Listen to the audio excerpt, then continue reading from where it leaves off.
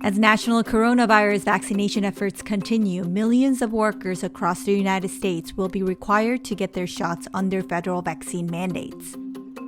We've been patient, but our patience is wearing thin. Federal employees, government contractors, and healthcare workers are mandated under these rules. Medical and religious exemptions can be applied in some cases.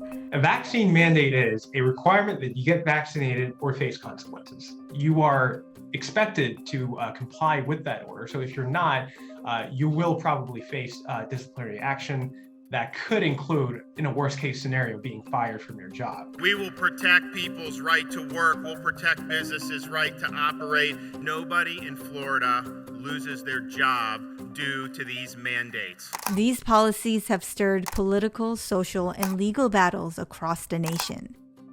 Separate from the mandate for federal workers, the Biden administration is also requiring companies with at least 100 employees to comply with a vaccine mandate or provide weekly COVID tests.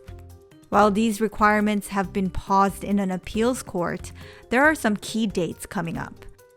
November 22nd is when the mandate kicks in for federal employees. And January 4th, the deadline for federal contractors, private companies of 100 or more people, and healthcare providers who work at Medicare and Medicaid facilities.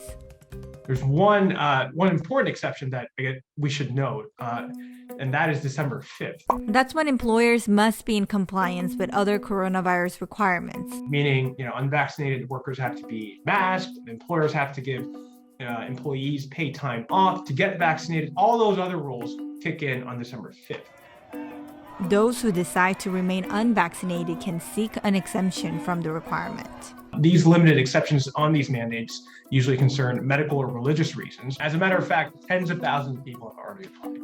Now, whether you are granted an exception and what that means are a totally different story. So if you are one of those people who are granted a legitimate exemption from getting vaccinated, it doesn't necessarily mean, though, you'll be able to continue business as usual.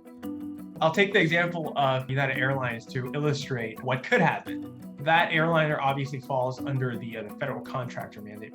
So 2,000 workers of that airline were granted exemptions, but they were also asked to move on to positions that do not require them to face customers.